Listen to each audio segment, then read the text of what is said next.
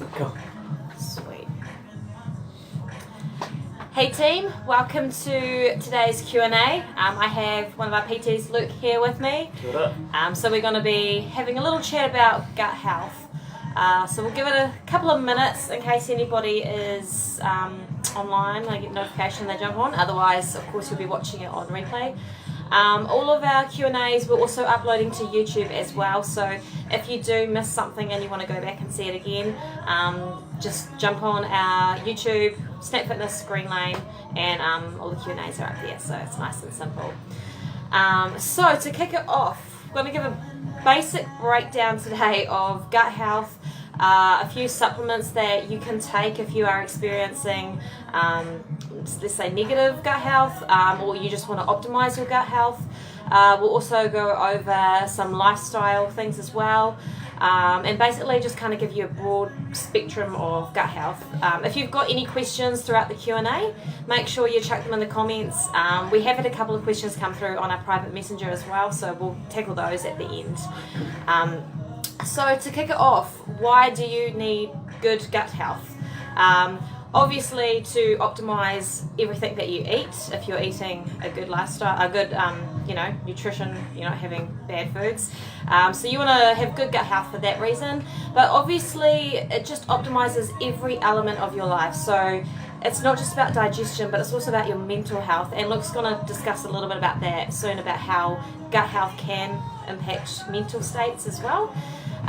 Also your skin. So funnily enough, people don't realise, but your skin is the biggest organ in your whole body. So if you're having skin issues, whether it be eczema, dry skin, psoriasis, yeah, I was thinking, goes that the little one. Anything like that basically can be a reflection of your nutrition as well and how your body is digesting what you're eating. So if you're looking for clear skin, this hopefully will help you. So to kick it off, we're just going to go over a few little supplements that we both find useful. Luke, did you want to? Yeah, so first one we're going to cover is turmeric. So it's obviously a spice that originates in India. It's used in a lot of the curries. So it's obviously been used for thousands of years.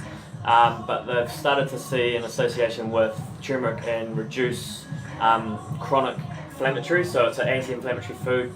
So you can actually buy the pills from the supermarket or pharmacy if you're experiencing from, I guess, chronic inflammation or any kind of pain, which is going to help, I guess, your recovery from the gym if you're over-exceeding or under-recovering.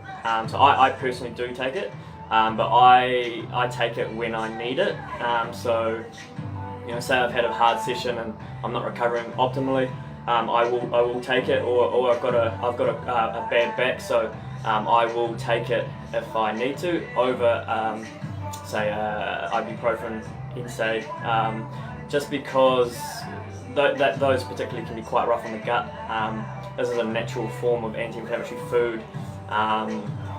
So I take it, but I don't take it religiously. Do you want me to cover collagen or? Yeah, if you can. Yeah. So I also have just started in the last probably 2 months supplementing with collagen, and that the thought process behind that was so I just add it to my shake. It's flavourless, it's easy as, and so basically the way I look at it is in terms of tendon and ligament health, as well as muscle health. It's essentially gonna speed up that recovery process. It's good for skin, good for hair, good for nails, that kind of thing. But the reason why I took it personally was to speed up that recovery process. I've referred it to my mum who's going into surgery, just to speed up that recovery process. Because obviously when you injure a muscle, the first phase of that recovery process is the layering of that collagen and building on top of that. So if you've got a poor base to begin with, whatever on top of that's going to be average. So I supplement with that personally. And probiotics, in the last probably few months, I've actually been taking the pill itself. I've been taking the pill itself. But you can also achieve probiotics through yogurt, through kombucha, through sauerkraut. There's a list of foods, but I actually take the pill itself. So instantly you're going to get a billion, whatever it is, 25 billion good healthy gut bacteria into your stomach. To basically, you've got a ratio of good and bad, and you kind of want to be somewhere in the middle. You don't want too much bad, you don't want too much good. So it's about achieving a balance there, and basically with the lifestyle factors that, you know, with the foods we eat and the alcohol we consume, or even stress, to be honest, it can actually essentially throw out that ratio. And what we're trying to do is achieve some kind of median there. So for me, I take it just to more of a checklist to make sure that I am about right. It's not as if you're going to see dramatic effects, but for me it's more of a checklist to make sure that I am about right in terms of my optimum health. I've noticed in terms of irritable bowel syndrome, so some foods sort of set me off. You get a sore stomach. It has dramatically helped that, so I'll take that if I having a sore stomach, or for me, some foods like some chicken or some gluten can often set me off. So I supplement that probiotic with that, and it seems to have a positive effect. So yeah, it's more about a checklist that I'm trying to tick off, but I do recommend it. But you can achieve it through lots of different ways, like yogurt, kefir, kombucha, sauerkraut, any kind of fermented food. Yeah. And that's it. Yeah. Yeah, no, it's good. You've covered it. It's really good. I mean, I had similar experiences with really bad IBS last year, to the point that, you know, you don't know what to do, you don't know who to listen to. You see doctors, you go to the emergency room, they refer you to gastrologists, and I found that all these people, they couldn't really pinpoint what the issue was. So if you are experiencing any kind of symptoms such as bloating, gas, change in bowel motions, reflux, nausea, stomach pains, just random things that your body's like, what's going on, and for no apparent reason, it could be a symptom of IBS. And that basically just is when your gut is very, very sensitive. So we all know about the brain-gut connection. So many things can affect IBS. You could have a bad case of food poisoning, and then that can linger. It could be an emotional trigger that sets it off. It could be that you have a super sensitive gut.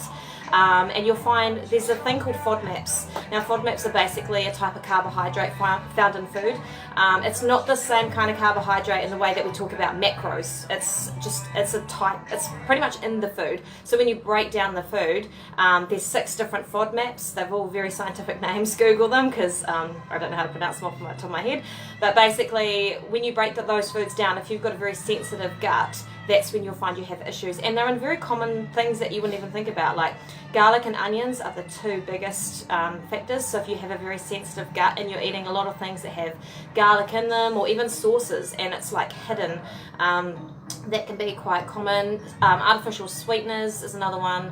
Coffee, even your vegetables like broccoli and cauliflower, they all have very high FODMAP content. So yeah, tomatoes as well, mushrooms. Mushrooms was a big one I didn't know about, and I was downing them for days, and I was like, you know, why am I getting this bad gut from this? So if you are going through that really chronic IBS stage, I would say to work with a dietitian, just because it is a very specific thing. And basically what you would do to tackle that is you would remove all the high FODMAPs from your diet for a period of, say, a month, and just go really bland. It is super boring, but it will help to heal your gut. And then look at supplementing with things like your collagen. And it doesn't have to be, if you can't afford a protein powder thing of collagen, you can get it from bone broth as well. So if you make your own bone broth, that is an excellent source. It's got the amino acids proline and glycine, which are 2 really, really good amino acids for inflammation in the body. So they help to heal the gut, especially if you've got symptoms of like leaky gut syndrome or IBS. Any of that stuff is really, really good. Even things like gelatin, believe it or not, make jelly. Like, that's something that I do daily now, is I'll just have jelly, which sounds weird, but it's similar. Gelatin and collagen are quite similar in terms of their properties, so that's another really good one. Just on the topic of IBS, one thing that I found really helpful was a supplement. Well, sort of a supplement, it's like a drop, and it's called Iberogast. So that's pretty new to New Zealand. It's only been here for like a year now, but basically you can get it at any chemist, and it's got a whole lot of natural herbs and all those good things in it, and it helps